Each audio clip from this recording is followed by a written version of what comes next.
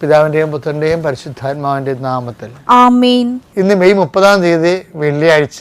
അമ്മേ പരിശുദ്ധമേ, അമ്മേ പരിശുദ്ധമേ, ദൈവമാതാവേ, കൃപാസനത്തിലൂടെ ഞങ്ങൾക്കും ഞങ്ങളുടെ ദേശത്തിനും അമ്മ മധ്യസ്ഥം തേടി തന്ന എല്ലാ അനുഗ്രഹങ്ങൾക്കും കൃപകൾക്കും ഞങ്ങളിപ്പോൾ ഹൃദയം നിറഞ്ഞ നന്ദി പറയുന്നു. അമ്മേ പരിശുദ്ധമേ, അമ്മേ പരിശുദ്ധമേ, ദൈവമാതാവേ, 2004 ഡിസംബർ 7 ഉച്ചകഴിഞ്ഞ് 2:30 കൃപാസനത്തിൽ സംഭവിച്ച അമ്മയുടെ പ്രത്യക്ഷപ്പെടലിനെ കുറിച്ച് തിരുസഭയ്ക്ക് സമർപ്പിച്ചിരിക്കുന്ന പഠനരേഖകളുടെ മേൽ സഭാത്മകമായ പഠനം ആരംഭിക്കുവാൻ ഞങ്ങൾ പ്രാർത്ഥിക്കുന്നു.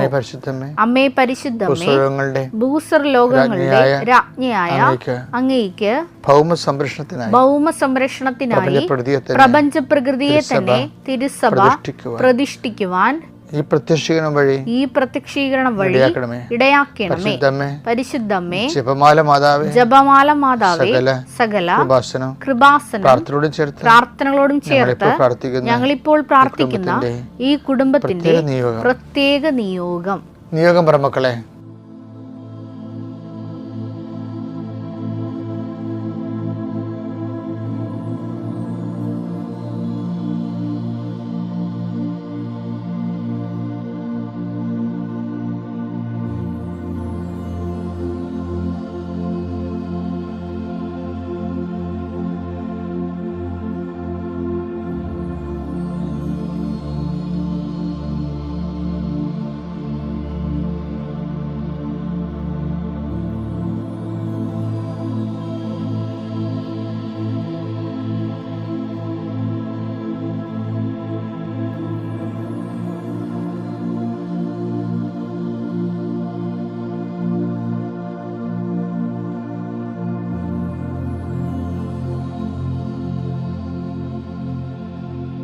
അമ്മയുടെ പ്രത്യക്ഷീകരണത്തിന്റെ ഈ അനുഗ്രഹവേളയിൽ ഞങ്ങൾക്ക് സാധിച്ചു തരുവാൻ കനിയണമേ.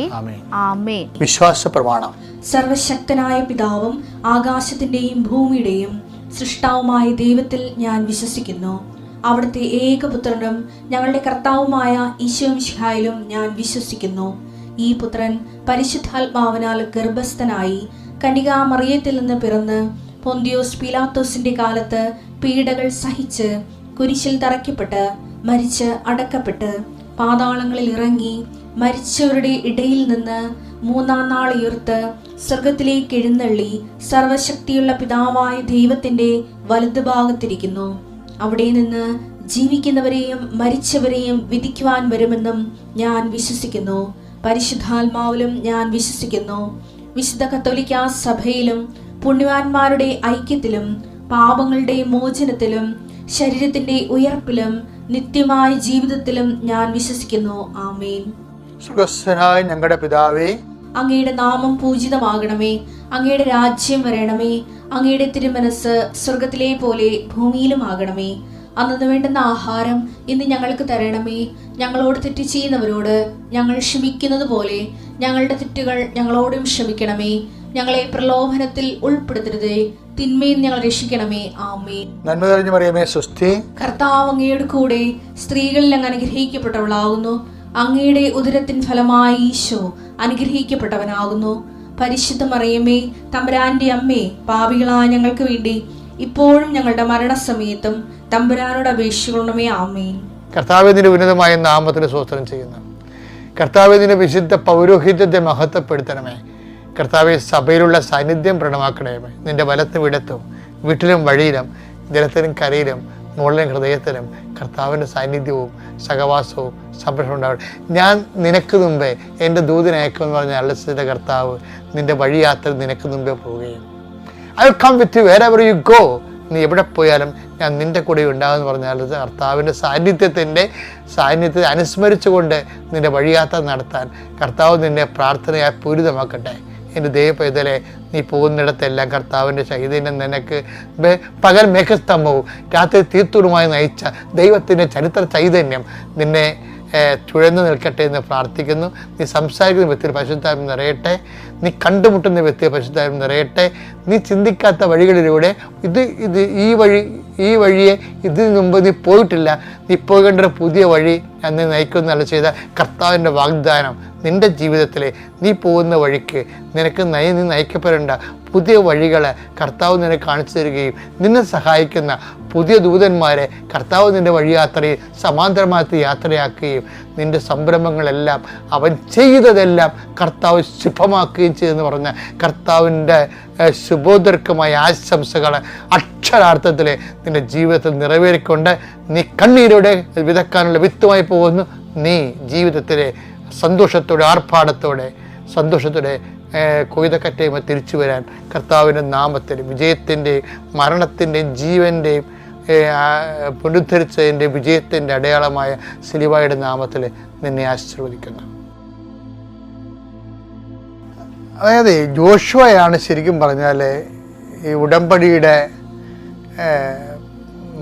പരാധീനതകൾ കണ്ടെത്തുന്നത്. എന്തുകൊണ്ട് ഉടമ്പടി എത്രയും വേഗം നിറവേറ്റാൻ ഒരു വ്യക്തിയുടെ നിലപാട് എന്താണ്, എന്ത് നിലപാട് കൈവരിച്ചാൽ ഉടമ്പടി പെട്ടെന്ന് ആക്റ്റീവ് ആകുമെന്നുള്ളത് ജോഷുവയാണ് പറയണത്. എന്താണ്?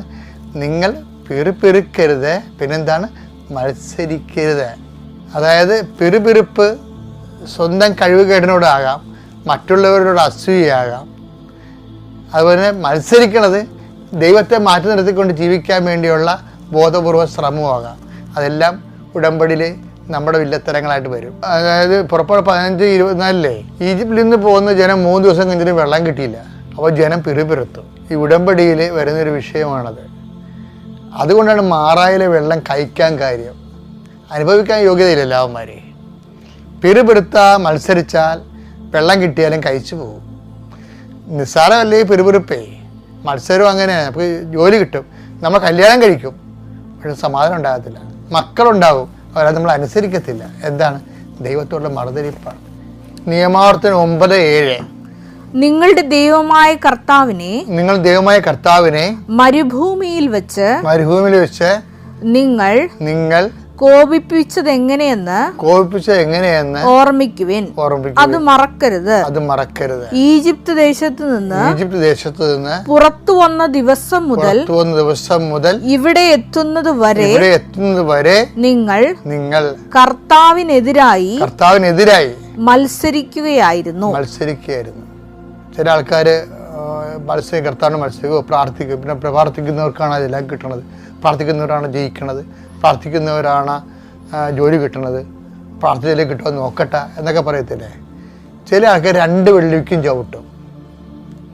നമ്മളിപ്പോൾ ദൈവത്തിൽ നിൽക്കുമ്പോൾ ദൈവത്തിൽ മാത്രം നിൽക്കണം. അതിനിടയ്ക്ക് എന്തെങ്കിലും തരത്തിൽ ഉത്തരം താമസിച്ചു പോയാൽ അവർക്ക് കിട്ടിയല്ല, ഇവർക്ക് കിട്ടിയല്ല, അവർ പ്രാർത്ഥിച്ചിട്ടാണ് കിട്ടിയത്, അവർക്ക് ഉടമ്പടി എടുത്തിട്ടാണ് കിട്ടിയത്, എന്നിട്ട് അവർ കേരളായി പോയല്ലോ, ഞാനിതെല്ലാം കഷ്ടപ്പെട്ടിട്ടില്ലേ, എന്നിട്ട് എനിക്കൊന്നും കിട്ടിയില്ല. ഇതാണ് മറുതലിപ്പെന്ന് പറയുന്നത്. മറിച്ച് നമുക്കറിയില്ല, ഉടമ്പടിയുടെ ഏറ്റവും വലിയ നിയോഗം എന്താണ്? ദൈവത്തിൻ്റെ ആനുകൂല്യങ്ങളല്ല, ദൈവം തന്നെയാണ്. ഈ ദൈവം തന്നെയാണ് ഉടമ്പടി ഏറ്റവും വലിയ നിയോഗങ്ങൾ എന്ന് നീ തിരിച്ചറിയുന്നവരെ മറുതലിച്ചുകൊണ്ടേയിരിക്കും ചിലരെ. ദൈവത്തോടുള്ള മറുതലിപ്പ് എന്ന് പറയുന്നത് എനിക്ക് എപ്പോഴും തോന്നിയിരിക്കുന്നത്, ഈ മോസസ് ജനങ്ങളോട് സംസാരിക്കത്തില്ലേ, അന്ന് മൈക്കില്ലല്ലോ. അത് കാരണം ഈ ആൾക്കാർ പറഞ്ഞ് പിടിപ്പിക്കണമെങ്കിൽ 50 പേരോട് പറഞ്ഞിട്ട് 50 പേര് മറ്റ്50 പേരോട് പറഞ്ഞ് അവർ അപ്പുറത്ത് 50 പേരോട് പറഞ്ഞാൽ ഇങ്ങനെയാണ് ആ ആദ്യകാലങ്ങളിലൊക്കെ ഈ വചനം പ്രസംഗിക്കണത്. പക്ഷേ ഇതിൻ്റെ അകത്ത് വേറിട്ട് നിൽക്കുന്ന ഒരാൾക്കാരുണ്ട്. അവരാണ് മറുതലിപ്പുകാർ, പുറകെ നിൽക്കുന്ന ആൾക്കാർ. ചില ആൾക്കാർ വചനം കേൾക്കാൻ വേണ്ടി അടുത്ത് വരാൻ പറയത്തില്ലേ, വചനം കേൾക്കാൻ വേണ്ടി അടുത്ത് വരിക എന്ന് പറയും. അത് വചനത്തിലുള്ളതാണ്. അതുപോലെ തന്നെ ഒരു വാക്കാണ് അകന്ന് നിൽക്കുന്നവൻ എല്ലാ നല്ല കാര്യങ്ങളോടും മറുതലിക്കുന്നു. അപ്പോൾ ഈ ആരാണ് മറുതലിക്കണത്? സുഭാഷിതങ്ങൾ 18:1 വേറിട്ട് നിൽക്കുന്നവൻ എല്ലാ നല്ല തീരുമാനങ്ങളോടും മറുതലിച്ച് നിൽക്കാൻ പഴുതു നോക്കുന്നു. അപ്പോൾ ഈ മറുതലിപ്പ് മനസ്സിലായില്ലേ? വേറിട്ട് നിൽക്കുന്നവനാണ് മറുതലിച്ച് നിൽക്കുന്നത്. ഈ ദൈവത്തോട് ഈ പുറപ്പാട് യാത്രയിൽ മറുതലിപ്പ് ഉണ്ടായിരിക്കുന്ന ആരിൽ നിന്നാണ്? വേറിട്ട് നിന്നവരിൽ നിന്നാണ് ഉണ്ടായിരിക്കണത്. മോശസ് പറയുമ്പോൾ വേറെ കാര്യം പറഞ്ഞുകൊണ്ട് പുറകിൽ കൊണ്ട് കുത്തിരിക്കും. ഗ്രൂപ്പ് കൂടി, കുറിം കമ്മിറ്റി കൂടിക്കൊണ്ടിരിക്കും. അങ്ങനെയുള്ളവരാ മറുതലിച്ചിരുത്. എന്ത് പറ്റി? മരുഭൂമി മരിച്ചു വീണ് അവന്മാരെ അടക്കിക്കൊണ്ട് അവന്മാരുടെ പുറത്തുകൂടി കയറിക്കൊണ്ടാണ് പിന്നീട് ബാക്കിയുള്ള ജനം, അവരുടെ മക്കള് വാഗ്ദാന നാട് പ്രവർത്തിക്കുന്നത്. അപ്പം മറുതലിപ്പത്തെ നല്ല സുഖമുള്ള ഏർപ്പാടല്ല. വേറിട്ട് നിൽക്കാൻ നിൽക്കണം. കർത്താവിൻ്റെ വചനം അനുസരിച്ചുകൊണ്ട് ജീവിക്കാനുള്ള, വേറിട്ട് നിൽക്കാതിരിക്കാനുള്ള നടപടിക്രമമാണ് ഉടമ്പടി എന്ന് പറയുന്നത്. Okay, thank you.